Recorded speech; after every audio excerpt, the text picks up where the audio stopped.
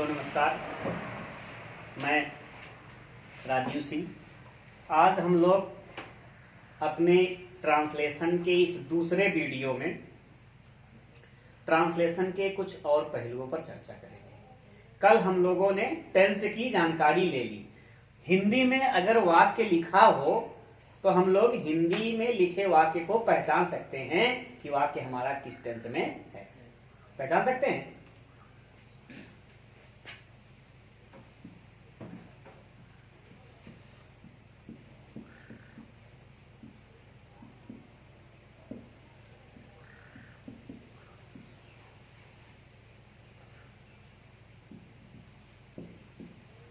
हमने अपना काम पूरा कर लिया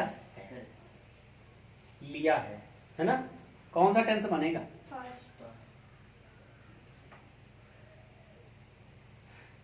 पहले गलती हाँ, धरते छान बाउंडर पकड़े पहले गलती हो जाएगी।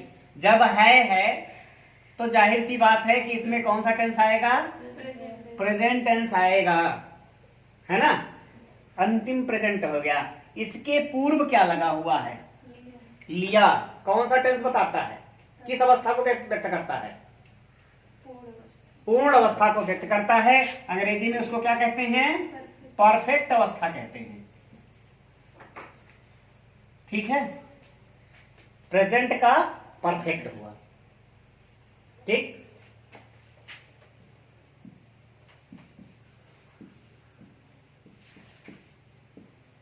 वह घर जा रहा है। कौन सा टेंस है? प्रेजेंट टेंस है। अब प्रेजेंट की अवस्था क्या है? कॉन्टिन्यूअस अवस्था है। ठीक है, प्रेजेंट की कॉन्टिन्यूअस अवस्था है। अगर यहां पे हम लगा दें जा रहा था, कौन सा टेंस हो जाएगा? पास्ट का कॉन्टिन्यूअस हो जाएगा। अगर हम यहां लगा दें रहा होगा, कौन सा टेंस हो जाएगा? फ्यूचर का कॉन्टिन्यूअस हो जाएगा। इसमें थोड़ा एक शब्द और जोड़ दिया जाए, वह 3 दिन से घर जा रहा होगा। अब कौन सा टेंस होगा? टेंस कौन होगा पहले? Future tense. फ्यूचर टेंस की कौन सी अवस्था बनेगी? हाँ, परफेक्ट कॉन्टिन्यूअस टेंस। देखो, आपसे दो चीज पूछी जाती है। एक पूछा जाता है टेंस। जब टेंस पूछा जाए तो टेंस का मतलब हम यहां से बताएंगे। गागी गे है तो कौन सा टेंस बनेगा? Future tense. तो जब आपसे कहा जाए कौन सा टेंस है तो आप केवल फ्यूचर टेंस बताएंगे।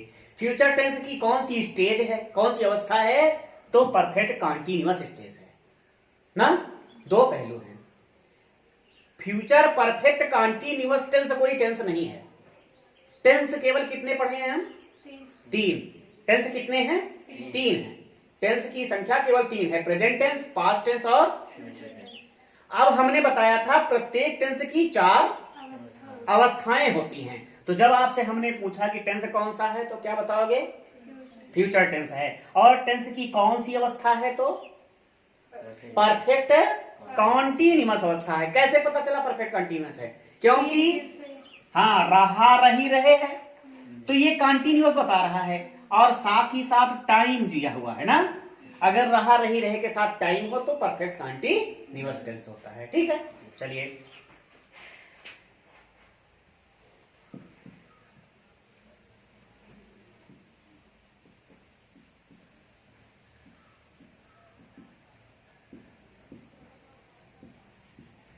कोई दरवाजे पर खड़ा है। कौन सा टेंस है? प्रेजेंट टेंस है। अब टेंस की अवस्था क्या है?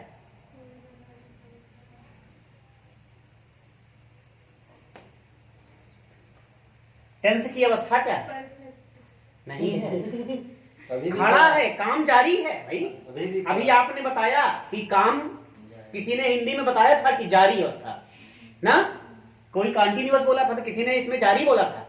तो कार्य तो चल रहा है ना। कोई दरवाजे पर खड़ा है यानी अभी खड़े होने का काम। इस स्टेशन पर रेलगाड़ी खड़ी है, चिड़िया पेड़ पर बैठी है। ये सब टेंस में रहा रही रहे नहीं आ रहा है, मगर इसका जो सेंस है वो क्या है, जारी रहने का भाव व्यक्त हो रहा है ना, कंटिन्यूअस स्टेज है। कौन सा स्टेज है? हाँ, द वर्ड। तब जब ये चीज होगा कि हम पहले निर्धारित कर लेंगे कि टेंस कौन सा है, फिर टेंस की कौन सी अवस्था है। ठीक है, अब अगर टेंस और टेंस की अवस्था पता चल जाए तो ट्रांसलेशन एकदम आसान है। Time and tense. ठीक, अगर पता चल जाए कि टेंस हमारा किस मोड का है ना, और कौन सा टेंस है, टेंस कौन सा है, टेंस का मोड क्या है। 4 मोड हुए, है ना। जैसे मोबाइल के 3-4 मोड होते हैं, एरोप्लेन मोड होता है, वाइब्रेशन मोड होता है ना, साइलेंट मोड होता है और रिंग मोड होता है ना। ऐसे ही टेंस के भी 4 मोड हो गए। एक तो इंडेफिनिट मोड हो गया, और दूसरा कंटिन्यूअस मोड हो गया, और तीसरा परफेक्ट मोड हो गया, और चौथा परफेक्ट कंटिन्यूअस, है ना। जैसे वाइब्रेशन और रिंग दोनों लगा देते हैं तो परफेक्ट और कंटिन्यूअस चारों में, तो 4 मोड होते हैं, और टेंस 3 होते हैं, तो 4 तिहाई 12 बन जाते हैं। तो विकल्प कितने बनते हैं? 12 टेंस होते हैं। ठीक, चलिए हम पहचान कर लिए हैं। अब हम लोग, कल हम प्रेजेंट टेंस की वर्ब पढ़े थे। प्रेजेंट टेंस की वर्ब क्या थी? Is, am, are. कल हमने कुछ उसका ट्रांसलेशन भी किया था ना।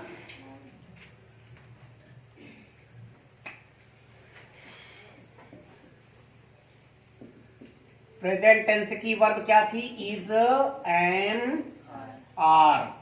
पास्ट टेंस की वर्ब क्या थी? Was, were. और फ्यूचर टेंस की वर्ब क्या है? यस, शैल और विल। अब इज, एम, आर प्रेजेंट में लगा देंगे, वाज वर होगा तो पास्ट में गिन लेंगे, और फ्यूचर टेंस होगा तो शैल विल लगा लेंगे ना। चलिए,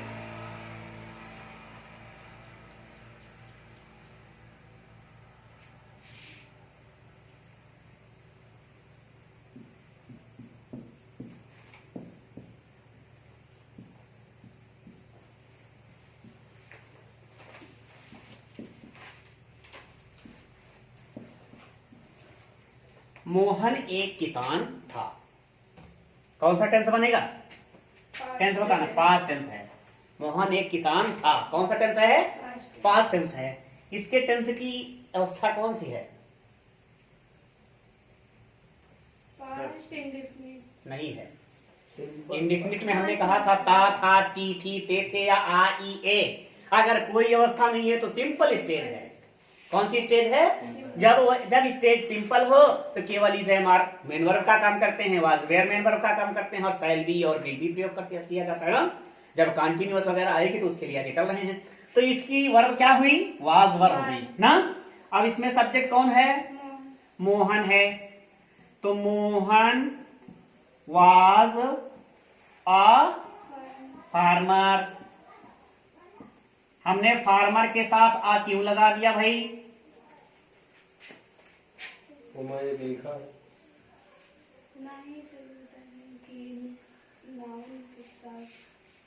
हाँ हाँ हाँ, ठीक है, सही जा रहे, बताइए। सही है, आप बताइए। हम एक काट देते हैं, मोहन किसान है। लो, अब ए लगाएं कि मिटा दें इसको भी हम? हाँ, चलिए, यहाँ पे मोहन किसान था। अब ए लगाएं कि हमने यहाँ से एक इसको मिटाया तो इसको भी हटा दें। क्यों?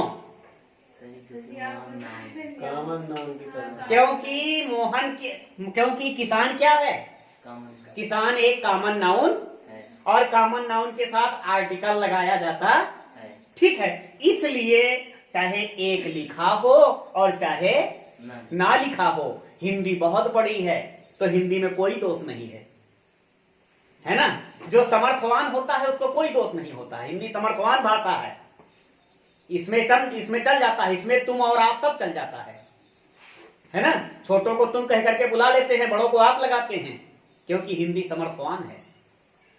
और अंग्रेजी समर्थवान नहीं है, इसलिए इसमें नहीं चलता है, इसमें दोष नहीं चल पाता है ना। यहाँ पे तुलसीदास की चौपाई काम करती है, समर्थ को नहीं दोष गोसाई। चलिए आइए फिर, मोहन वाज अ फार्मर। ठीक है, अब आ क्यों लगा दिए, समझ में आ गया कि नहीं आ गया? एक होगा तो भी अ लगाएंगे और नहीं होगा तो भी। अगर कॉमन नाउन है तो उसके साथ आर्टिकल हमेशा लग करके आता है। नेक्स्ट,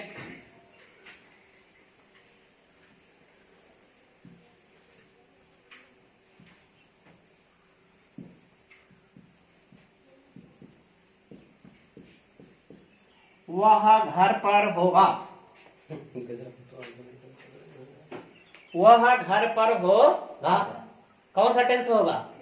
फ्यूचर टेंस होगा। बिल्कुल। स्टेज कौन सी होगी?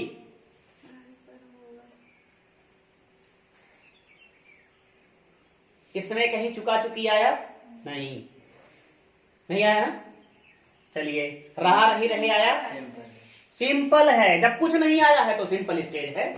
ठीक है, चलिए, जब सिंपल स्टेज है तो अब इसमें हम क्या करेंगे? ट्रांसलेशन।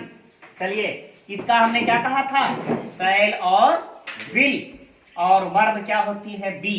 शैल बी और विल भी लगाते हैं ना जब सिंपल होता है तो इसका सब्जेक्ट क्या होगा? ही। और ही के साथ क्या लगाएंगे? विल। हमने नियम में क्या बताया था? आई बी के साथ, शेष के साथ विल, तो इसीलिए ही के साथ क्या लगा दिए? विल लगा दिए। ही विल, और इसके साथ ये भी लगा होगा, ही विल बी। अब घर पर होगा, है ना। बचा क्या है? ऑब्जेक्ट। कहाँ होगा? घर पर, है ना। तो घर पर की अंग्रेजी यहां क्या लिखेंगे?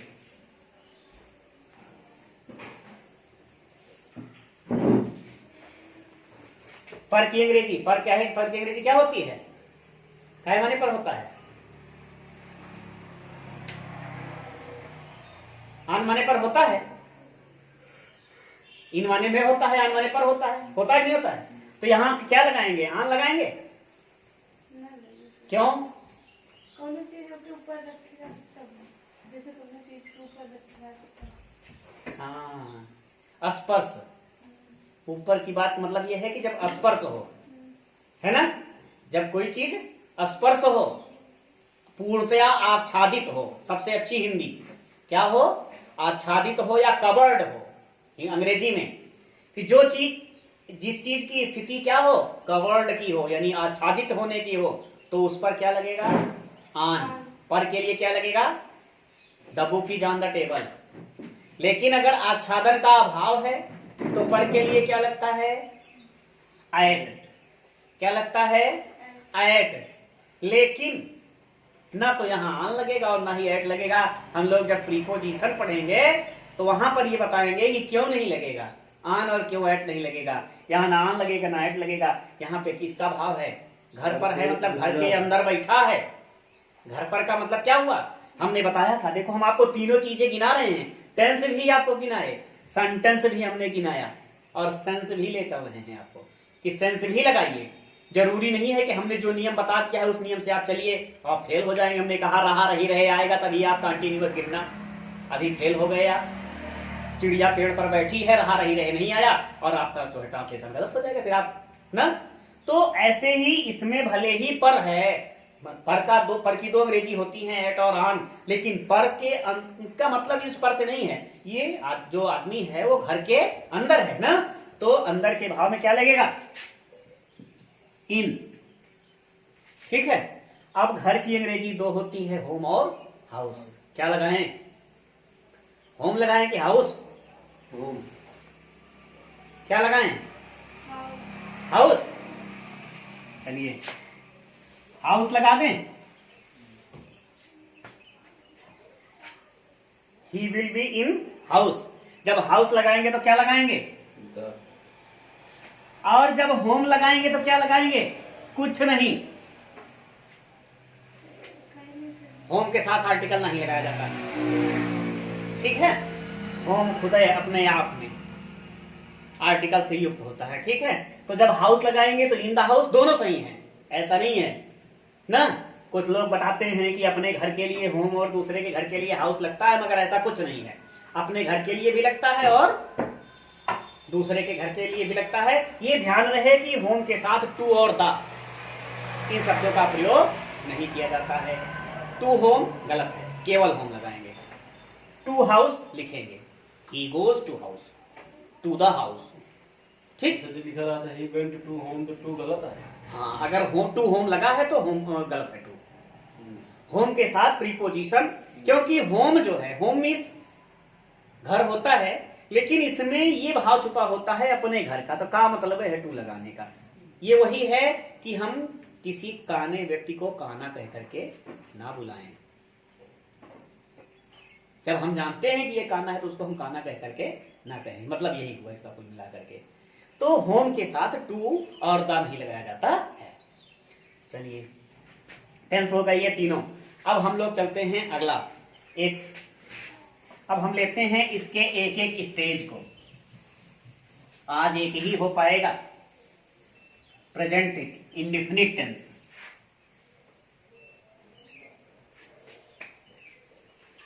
एक टेंस आप लोग पढ़ लोगे, जब प्रेजेंट इंडेफिनिट पढ़ लोगे तो पास्ट इंडेफिनिट बहुत आसान हो जाएगा। प्रेजेंट कंटीन्यूअस पढ़ लोगे तो फिर कंटीन्यूअस आसान हो जाएगा।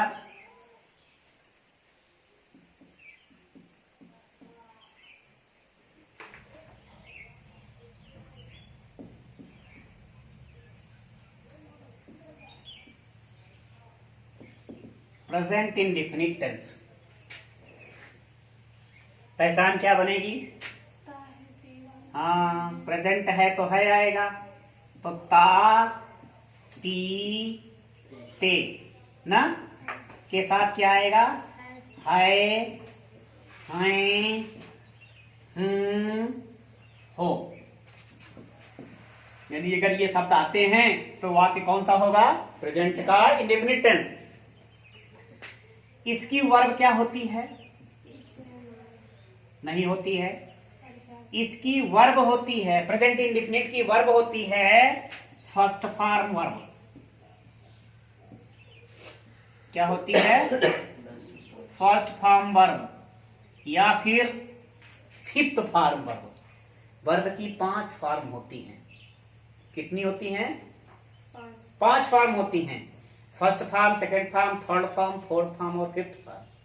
फर्स्ट फॉर्म प्रेजेंट टेंस की होती है, सेकंड फॉर्म पास्ट टेंस की होती है, थर्ड फॉर्म परफेक्ट की होती है, फोर्थ फॉर्म कंटीन्यूअस की होती है, आईएनजी फॉर्म कहते हैं, और फिफ्थ फॉर्म यस या ईएस फॉर्म होती है। ठीक है, तो फर्स्ट फॉर्म वर्ब लगाएंगे या फिर यस या ईएस फॉर्म वर्ब लगाएंगे। और डू, डज प्लस वर्ब की फर्स्ट फॉर्म। जब हेल्पिंग वर्ब की जरूरत होगी तो हेल्पिंग वर्ब के साथ वर्ब की फर्स्ट फॉर्म आएगी, डू डज।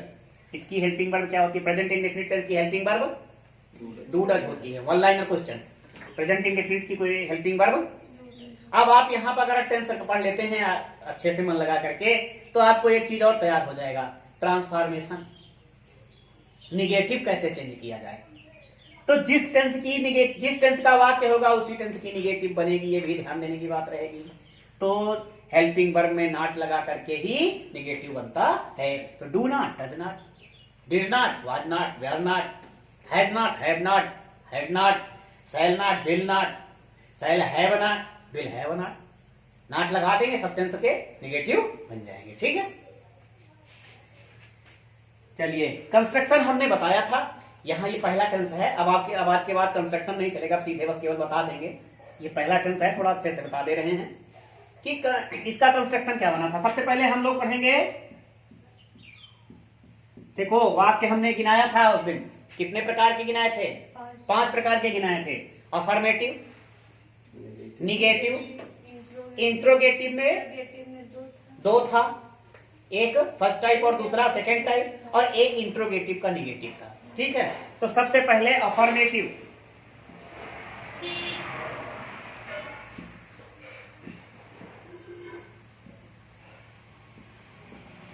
अफर्मेटिव सेंटेंस सबसे पहले क्या आएगा?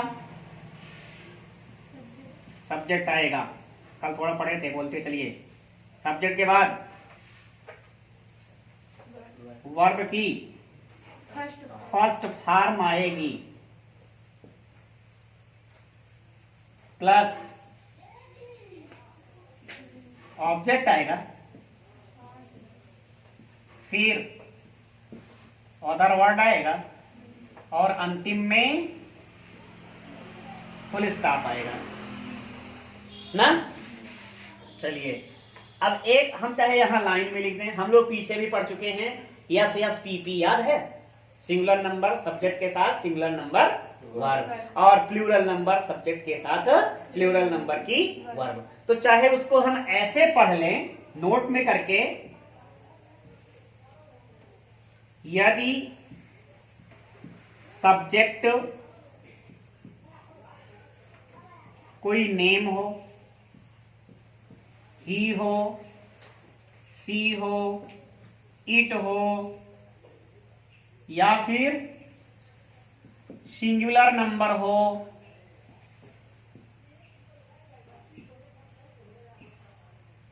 तो वर्ब की फर्स्ट फॉर्म प्लस यस या ईएस लगाया जाता है। अब क्यों लगाते हैं ये बहुत बताने की जरूरत नहीं है, क्योंकि सिंगुलर नंबर सब्जेक्ट के साथ सिंगुलर नंबर वर्ब आती है और हमने पढ़ा था कि वर्ब अपने मूल रूप में प्लूरल होती हैं। तो प्लूरल वर्ब को सिंगुलर बनाने के लिए क्या चीज है ना, कोई पूछ सकता है आपसे, मान लीजिए उसको पता नहीं है, यदि पता है आपकी परीक्षा लेना चाहता है, आपसे पूछ सकता है कि ये बताओ कि काहे को प्रेजेंट इंडेफिनिट टेंस में एक वचन क्रिया के साथ काहे को एस या ईएस लगा देते हैं? वो वचन में नहीं लगाते हैं। तो आप बताएंगे क्या? क्योंकि एक वचन कर्ता के साथ एक वचन क्रिया लगती है। या आप उसको एक लाइन में से सीधे समझा देंगे तनिक और अपने को वीआईपी बनाने के लिए, क्या कि भाई देखो यस यस पी पी नियम से हम लगा देते हैं। अब वो कुछ देर परेशान होगा कि कुछ जाता हो तो कहा एस एस पी पी का हुआ, तब फिर आपसे पूछेगा ये एस एस पी पी क्या है, तो उसको समझाइए कि सिंगुलर नंबर सब्जेक्ट के साथ सिंगुलर नंबर वर्ब और प्लूरल नंबर सब्जेक्ट के साथ प्लूरल नंबर वर्ब ना। तो वर्ब अपने मूल रूप में प्लूरल होती हैं, उनको हम सिंगुलर बनाने के लिए उसमें यस या ईएस लगा देते, ठीक है। और अगर आई वी यू दे और प्लूरल नंबर है तो यस या ईएस का प्रयोग नहीं करते हैं, फिर क्या करते हैं? वर्ब की फर्स्ट फॉर्म ही लगाते हैं, इसके साथ यस या ईएस का प्रयोग नहीं होता है, क्योंकि जब प्लूरल सब्जेक्ट है तो प्लूरल वर्ब हमने लगा दिया और पीपी नियम, ठीक है। इसका एग्जांपल ले लेते हैं तो आगे बढ़ते हैं। एग्जांपल में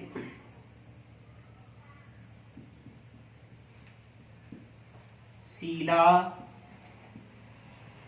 स्वेटर बुनती है। चलिए सब्जेक्ट कौन है इसमें? शीला। नेमिंग वर्ड है।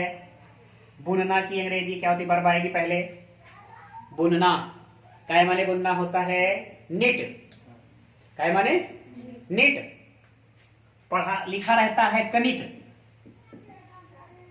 यन के पूर्व अगर कोई के लगा हो तो के को साइलेंट करके केवल यन का उच्चारण नाम में होता है ना।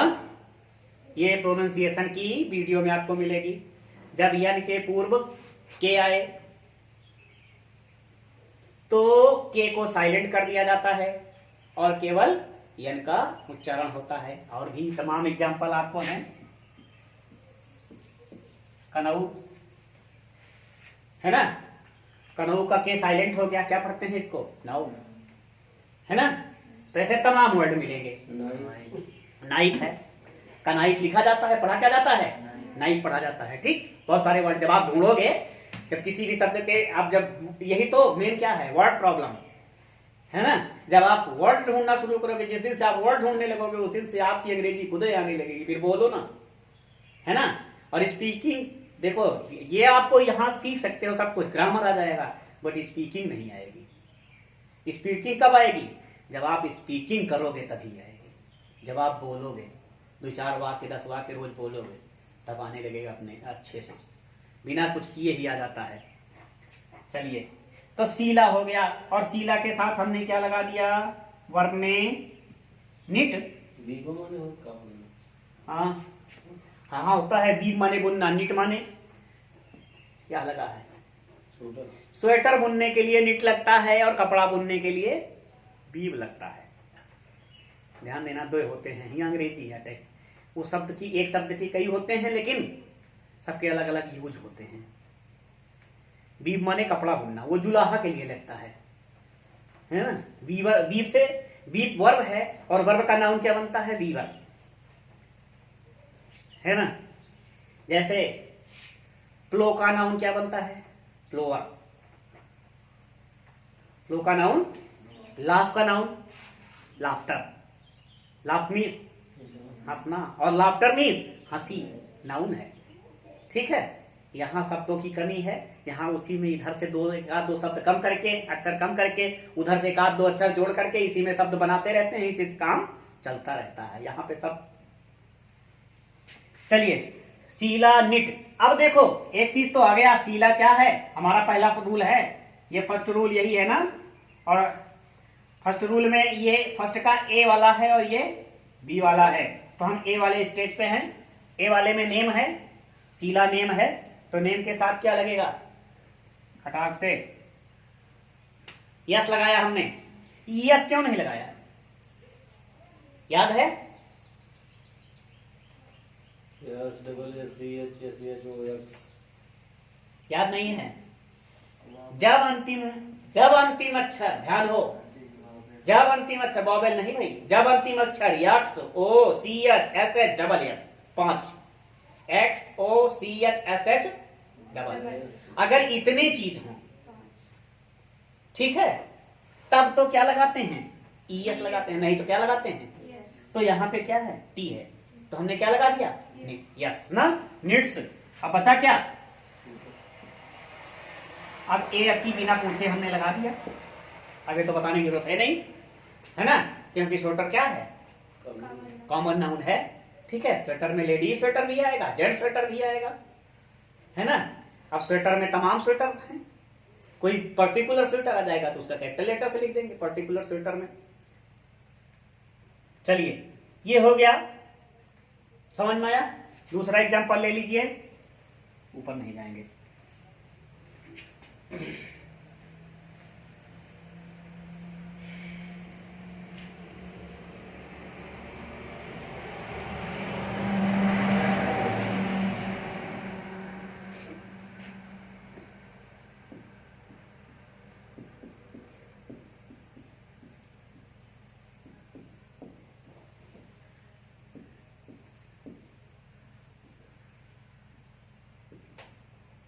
वे अपना काम करते। चलिए, इसका सब्जेक्ट क्या है? वे की अंग्रेजी दे। अब दे के साथ क्या लगेगा? वर्ब, करना। करना का की अंग्रेजी क्या होती है? डू। तो यहां पे हमने क्या लगा दिया? दे डू ना। वर्ब हो गया, वर्ब के बाद ऑब्जेक्ट, ऑब्जेक्ट होगा। ऑब्जेक्ट क्या है? क्या करते हैं? अपना काम। कौन से? सब्जेक्ट। और क्या से? ऑब्जेक्ट। क्या और किसको से? ऑब्जेक्ट मिलेगा, याद करके रखो। अगर प्रश्न करो वर्ब से, किससे प्रश्न करो? वर्ब से प्रश्न करो, क्या का और किसको का, तो इससे जो उत्तर मिलेगा वो क्या होगा? और इसी वर्ब से अगर प्रश्न करो कौन, तो उत्तर क्या मिलेगा? बस यही ट्रिक याद रहे। हाँ, ये तो आगे बताएंगे, यहाँ पे भी ज्यादा बढ़ जाएगा। तो वे अपना काम करते हैं, दे डू। क्या करते हैं? जैसे कौन काम करता है? वे, तो सब्जेक्ट बन गया, सब्जेक्ट को हमने पहले लगा लिया। क्या करते हैं? अपना काम, पूरा है ना। तो अपना काम, दे के साथ पोसेसिव क्या लगता है? दे का पोसेसिव पर्सनल प्रोनाउन में अभी कल ही हम लोग पढ़े हैं, दे के साथ दे का अपना, देयर।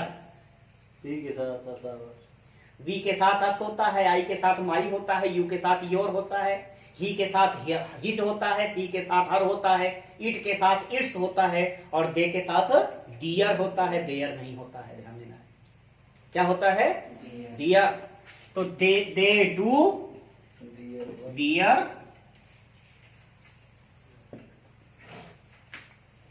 ठीक है, बात समझ में आ गई?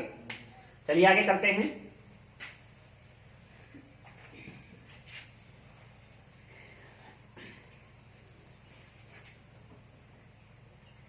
एक चीज यही बता लेते हैं, तब आगे बढ़ते हैं।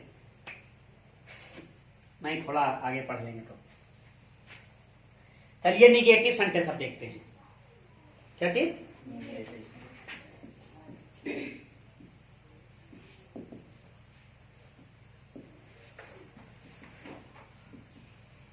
Negative sentence.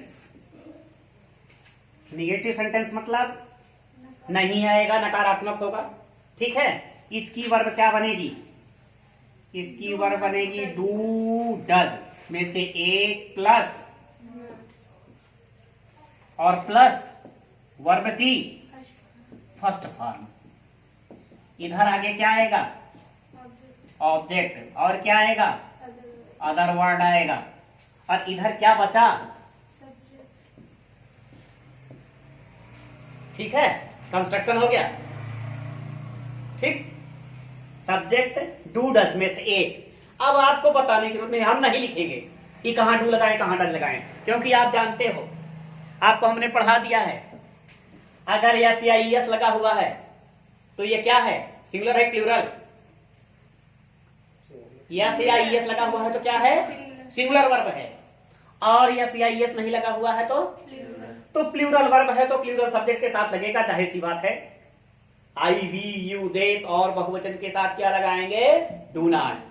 और नेम ही सी इट एक वचन के साथ क्या लगाएंगे? पक्का? चलिए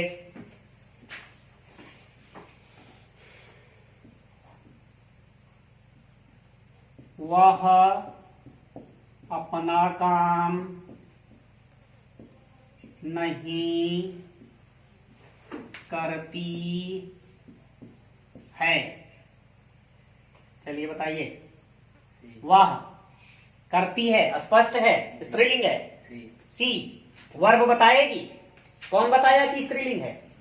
वर्ब ने बताया, है ना। कल हम पढ़ रहे थे कि वह से स्पष्ट नहीं हुआ ना।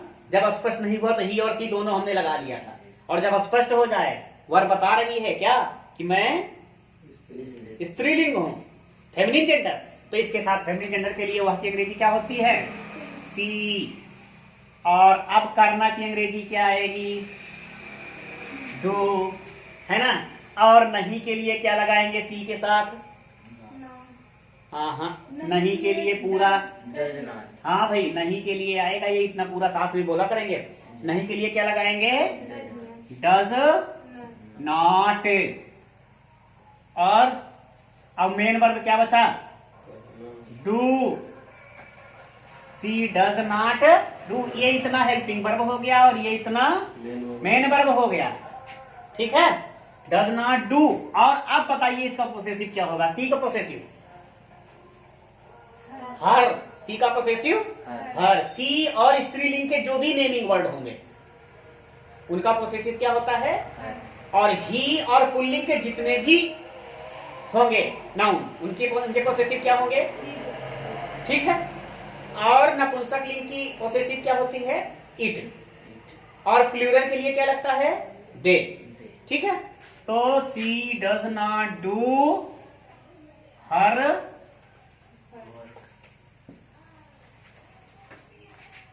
ठीक है।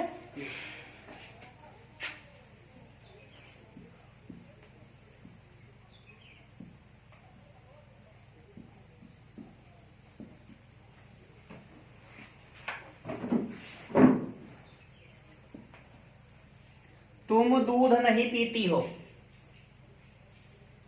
तुम की यू के साथ अब क्या लगाएंगे? Do not. पीना की और मिल्क लिखेंगे, द मिल्क लिखे? मिल्क। मिल्क क्यों? द मिल्क क्यों नहीं लिखे? क्योंकि ये अनकाउंटेबल नाउन है। क्या है? अनकाउंटेबल नाउन के साथ आर्टिकल नहीं लगाया गया था, कल हम पढ़े थे ना, इसके प्लूरल नहीं होते हैं ना, इनका जो है ये तो ये कौन सा नाउन है? मटेरियल नाउन है ना, मटेरियल नाउन अनकाउंटेबल नाउन था, तो अनकाउंटेबल नाउन के साथ आर्टिकल नहीं लगाया गया। समझ में आया कि नहीं है? तो इसके साथ अब दा नहीं लगाएंगे। अगर दा लगा देंगे तो क्या बन जाएगा? पेड़ा, रसगुल्ला, यानी दूध से बनी हुई मिठाइयां, दूध से बने सामान हो जाएंगे। जब मटेरियल नाउन के साथ हम दा लगा देते हैं या कोई आर्टिकल लगा देते हैं तो वो मटेरियल नाउन नहीं रह जाता है, क्या हो जाता है? उससे बनी कोई वस्तु हो जाती है। ठीक है, चलिए निगेटिव सेंटेंस समझ में आ गया। एक चीज यहाँ पे ध्यान देने की बात है,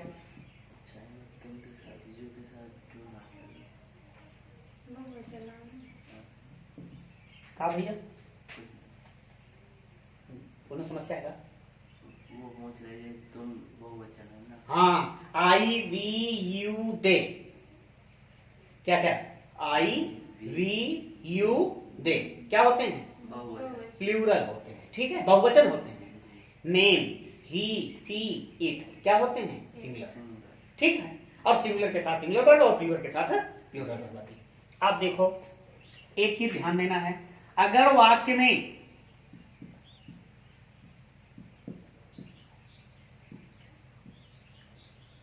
कभी नहीं, क्या चीज?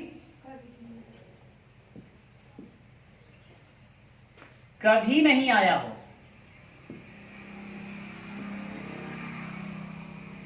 तो कभी नहीं की अंग्रेजी? हाँ,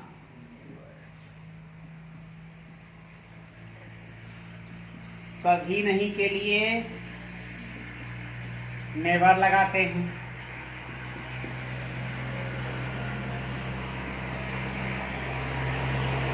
नेवर के साथ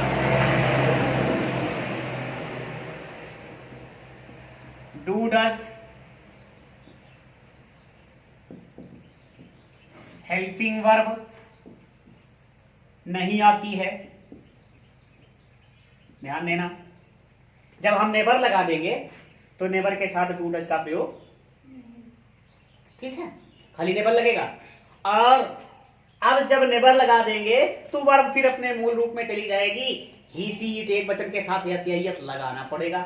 आई वी यू दे बहुवचन के साथ केवल वर्ब की फर्स्ट फॉर्म लगाएंगे। ठीक है,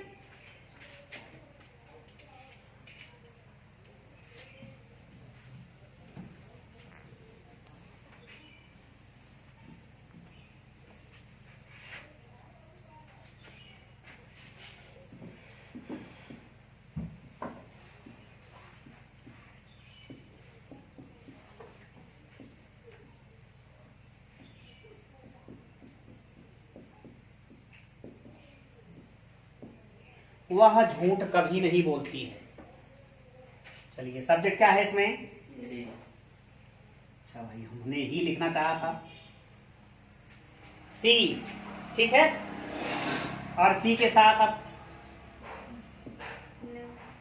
अब यहां डू डज नहीं लगेगा, हमने बता दिया, क्योंकि कभी नहीं आया है। जब कभी नहीं आएगा तो डू डज नहीं लगेगा। सी नेवर, और बोलना, बोलना का टेल, और हम करता क्या है हमारा? सिंगुलर है। वर्ब हमारी क्या है? प्लूरल है ना, तो इसको हम सिंगुलर कैसे बनाएंगे? यस लगा दें कि यस लगाएं? यस लगेगा। क्यों? यस और ओ सी एच एस एच नहीं है, इसलिए क्या लगेगा? यस। तो सी नेवर टेल्स, बचा क्या?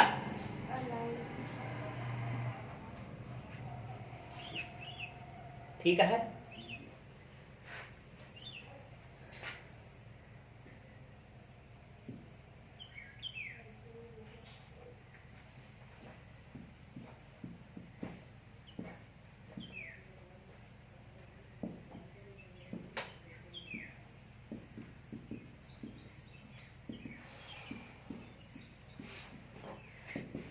वो अपना काम कभी नहीं करते हैं।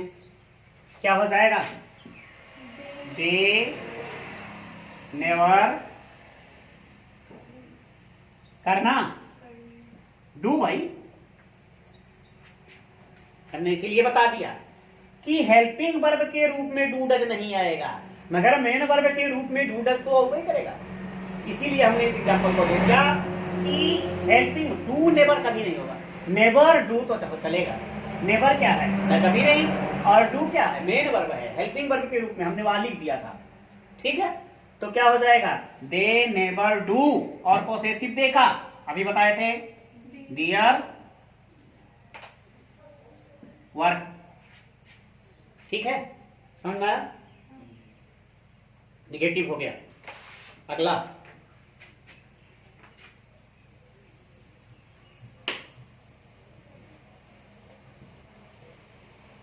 हम भी होशियारी करते हैं, जल्दी जल्दी मिटा दे, नहीं आप लोग उतार लोगे तो वीडियो नहीं देखोगे हमारा।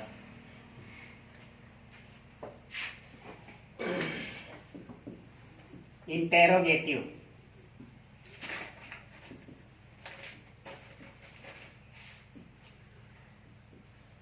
सेंटेंस। अब हम सीधे सीधे फर्स्ट टाइप आपको बता रहे हैं। फर्स्ट टाइप बताएंगे तो आप समझ जाओगे क्या मतलब है। फर्स्ट टाइप का मतलब क्या हुआ, फर्स्ट टाइप का मतलब यस और नो टाइप।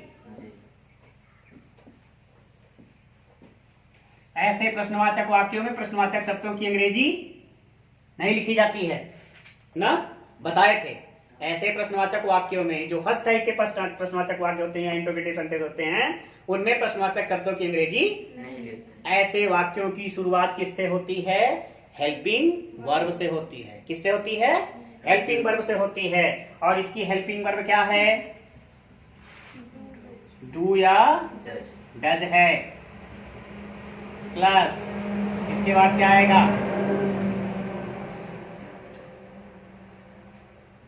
और सब्जेक्ट के बाद क्या आएगा, वर्ब की फर्स्ट फॉर्म आएगी। डू डज के साथ वर्ब की फर्स्ट फॉर्म आती है, इज एम आर के साथ वर्ब की आईएनजी फॉर्म आती है, वाज वेयर के साथ वर्ब की आईएनजी फॉर्म आती है, हैव के साथ वर्ब की थर्ड फॉर्म आती है, शैल विल के साथ वर्ब की फर्स्ट फॉर्म आती है। जितनी मॉडल ऑक्सिलरीज होंगी उनके साथ वर्ब की फर्स्ट फॉर्म आएगी। मॉडल ऑक्सिलरीज की एक वीडियो हम देंगे आपको अलग से। तो do does plus subject plus verb की फर्स्ट फॉर्म प्लस और फिर अदर वर्ड, और अंतिम में अब क्या बदला, हाँ अब आ गया क्वेश्चन मार्क ना। अभी तक क्या लगता था, फुल स्टॉप, अब क्या लगेगा, क्वेश्चन मार्क लगेगा। ठीक है, चलिए एग्जाम्पल दे दें यहीं पे इसका। क्या किसान अपना खेत जोतता है, क्या हो जाएगा। चलिए पहले हम सब्जेक्ट ढूंढ ले तभी वर्ब लगाएं, ध्यान दें, क्योंकि अब की बार वर्ब पहले आ गई है, ये देखो है ना। तो सबसे पहले सब्जेक्ट क्या है, फार्मर। फार्मर सिंगुलर है प्लूरल, सिंगुलर है ना, तो इसके साथ क्या लगाएंगे, डज।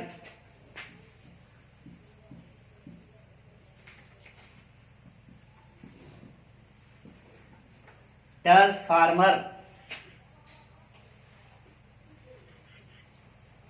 बीच में लगा छोड़ दिए हम, कुछ लगाएंगे रहने दें। आर्टिकल लगेगा कि नहीं लगेगा, लगे, कौन सा आर्टिकल लगाएं। अब पता है हम का कौन किसान, सब किसान नहीं ना। जब कोई चीज कंफर्म हो जाए तो आर्टिकल दा लगता है, क्या लगता है, जब कंफर्म हो तो इंडिफिनिट, तो डिफिनिट आर्टिकल लगता है, और कंफर्म ना हो तो, जैसे लड़का कौन वाला नहीं पता है, लेकिन किसान जो खेत जोतता है, तमाम किसान है लेकिन खेत जोतने वाले किसान की बात होती है तो निश्चित है। जब निश्चित होता है तो does the farmer, a farmer नहीं लगेगा ना। यह देखा अपना खेत जोतता है, अगर ये सब ना होते वही तो इंडिफिनिट रहते तो लगा देते ना। तो डज द फार्मर वर्ब, देखो सबसे पहले क्या लगाया हमने, हेल्पिंग वर्ब। हेल्पिंग वर्ब के बाद सब्जेक्ट लिख दिया, और सब्जेक्ट के बाद अब मेन वर्ब आ रहा है, जोतना की अंग्रेजी पलाऊ, है ना, पलाऊ। कुछ लगाना है इसमें नहीं। फिर ऑब्जेक्ट क्या जोतता है, क्या अपना खेत, हिज फील्ड।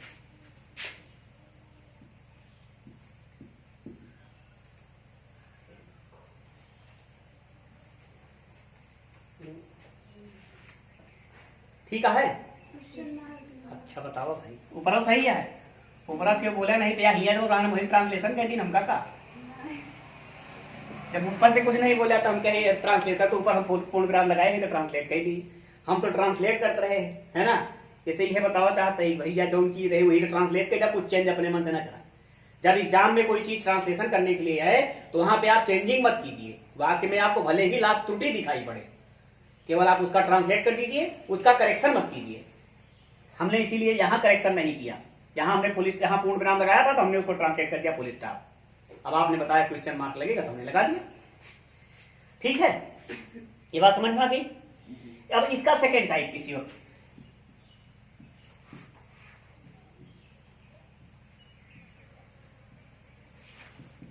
सेकेंड टाइप में कुछ खास नहीं है। सेकेंड टाइप होगा तो इसको हम क्या कहेंगे, WH टाइप।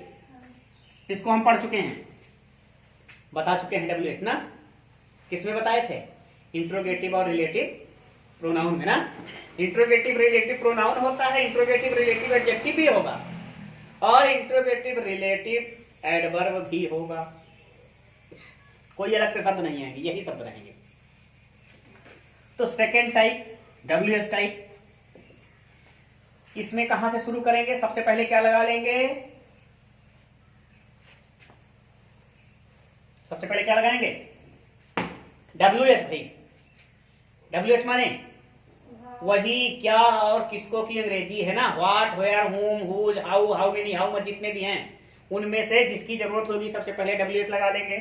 और WH के बाद फिर क्या लगाएंगे, बाकी और कुछ नहीं लगाएंगे, जो ऊपर है यही लगाएंगे। सब ऐसे ही क्रम से लिखते चलेंगे, है ना।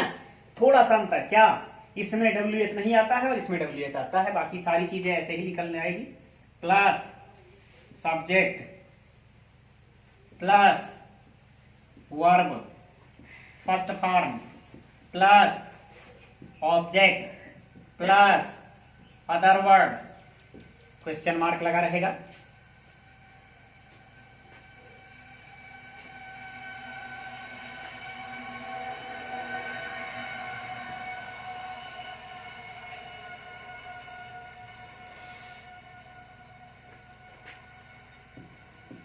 बच्चा क्यों रोता है, क्या होगा, क्यों का, क्योंकि अंग्रेजी सबसे पहले आ गई व्हाई। अब बच्चा के साथ वर्ब का लगेगी, डज लगेगी, बच्चा एक है, व्हाई डज। और रोने वाला बच्चा है, सब बच्चे नहीं है, द लगा दिए, द। और बच्चा की अंग्रेजी हाँ, रोए वाला चाइल्ड ना हो, हाँ बेबी रोए, बेबी रोएगा, है ना। चाइल्ड माने बच्चा थोड़ा बड़ा हो जाता है, ये बच्चे सब सेंस से लगाएंगे, बता तो रहे हैं, अंग्रेजी ज्यादातर सेंस पे चलती है। तो व्हाई डज द बेबी, और रोना का बी भाई। क्राई माने चिल्लाना होता है, रोना जो मतलब जो नंगई कह के रोना तब हो, दहाड़ मार के, है ना। क्राई माने चिल्लाना, शोर मचा के, किसी दुख के अकेजन पे रोना, वो क्राई होता है, सैड थिंग पे, है ना। और कोई शरारत में रोना क्राई होता है, बट जो बच्चों का रोना होता है वो बीप होता है। और साइलेंट जो रोना होता है वो भी बीप नहीं आता है, जो साइलेंट रोया जाता है। चलिए, why does the baby beep, ठीक है, ये बात समझ में आ गई। इसमें भी एक चीज खास याद रखना है, वो क्या है, ध्यान देने की बात है कि हु के साथ डू डज का प्रयोग नहीं होता है।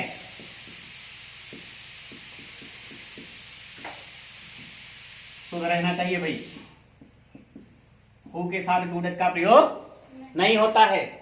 हु के साथ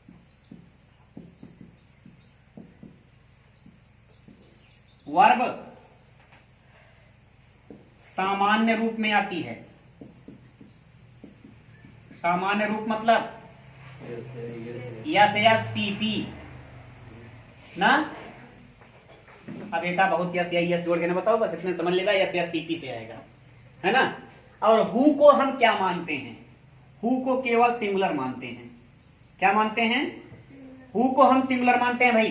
तो इसके साथ सिंगुलर वर्ब आएगी, यानी वर्ब की यस या यस फॉर्म सीधे कह दें, फर्स्ट फॉर्म ना कहें इसको हम, क्योंकि ये एक फॉर्म होती है, तो हम फर्स्ट फॉर्म ना कह करके अब इसको क्या कहेंगे? वर्ब की यस या ईएस फॉर्म कहेंगे। ये पांचवी अवस्था होती है, हमने बताया था, चौथी आईएनजी होती है और पांचवी यस या ईएस होती है। तो यहाँ पे वर्ब की यस या ईएस फॉर्म आ जाती है।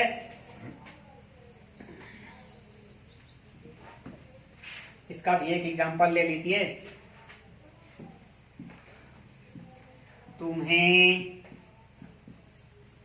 अंग्रेजी कौन पढ़ाता है ना। सबसे पहले क्या लिखेंगे? कौन। कौन की अंग्रेजी क्या हो गई? हु। और हु के बाद वर्ब आएगी। देखो ध्यान देना, ये हु क्या है? कल हमने पढ़ा था, हु नॉमिनेटिव केस है। क्या है? कर्ता कारक है ना। तो ये दो काम कर रहा है, एक तो ये WH का काम कर रहा है और दूसरा कर्ता भी है। तो दो चीज इसमें जुड़ गए। जो हमारा कंस्ट्रक्शन था उसमें था क्या? WH और सब्जेक्ट ना। डू डज आएगा नहीं, डू डज कट गया था, ठीक है, डू डज कट गया था, WH प्लस सब्जेक्ट था। तो हमने WH और सब्जेक्ट 2 in 1 है, दोनों एक के हैं, तो हमने हु लगा दिया। तब यहां पे क्या बचा? इसके बाद सब्जेक्ट के बाद क्या है? आगे वर्ब है, तो सीधे वर्ब लाएंगे। और वर्ब क्या है? पढ़ाना। पढ़ाना की अंग्रेजी क्या होती है? टीच। अब देखो, इसको हमने सिमिलर बताया था, तो इसमें लगाएंगे, क्या लगाएं? इसमें यस लगाएं कि यस लगाएं? हाँ, खुले मन से बोलो, काहे को भी शंका है मन में। क्या लगाएंगे?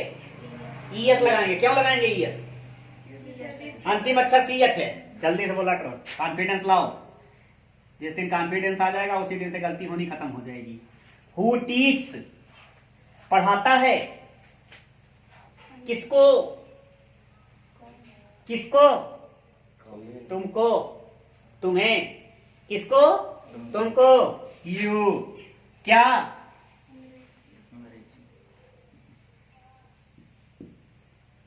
ठीक है ना। अब हम लोग जब एक पढ़ेंगे क्या? सब्जेक्ट और प्रेडिकेट। क्या पढ़ेंगे? तो वहां पे आपको बताएंगे कि इस वाक्य की एक रचना और ऐसे भी हो सकती है, who teach English to you. ठीक है, लेकिन ये वहां की बात है, यहां इतना ही ना। तो क्या हो गया? इंट्रोगेटिव हो गया ना। WH के इसके हु के साथ हम यस या यस नहीं लगाएंगे। और देखो, अगर वाक्य में कोई विशेष मोड हो, कुछ खास बात कहनी हो, तो बिना मतलब के डू डज लगाए दो, है ना। जबरदस्ती अगर वाक्य में कुछ जोड़ डालना है, जबरदस्ती करना है ना, बहुत फोर्सली करना है, तो आप जबरदस्ती डू डज लगा दो भाई। देखो जरा एक आध वाक्य हम ऐसे देखते हैं। इम्फैटिक मोड इसे कहते हैं। क्या कहते हैं? इम्फैटिक मोड, दृढ़ता सूचक मोड है। कैसे? वह अंग्रेजी पढ़ता तो है। ठीक है, इस तरह के वाक्य सुनते होगे जब घर में कहें मम्मी जगाई, कहे रे उठ पढ़, कान पढ़त तो ही, तो उस मोड का वाक्य है। पढ़त तो ही, जात तो ही, खात तो ही, है ना। हिंदी का उस वाला मोड है। तब इसमें क्या लगेगा?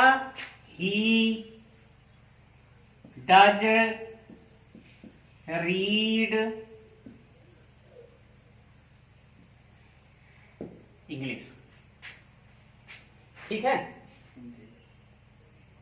ये इम्फैटिक मोड के अगर वाक्य होंगे, बहुत कम मिलते हैं, जब मिलते हैं तो इनको इस तरह से लिखा जाता है। He does read English, he does go to market ना। आई डू माई वर्क, हम अपना काम करते तो हैं, 2 बार डू लगाओ कामा लगा के, ठीक है।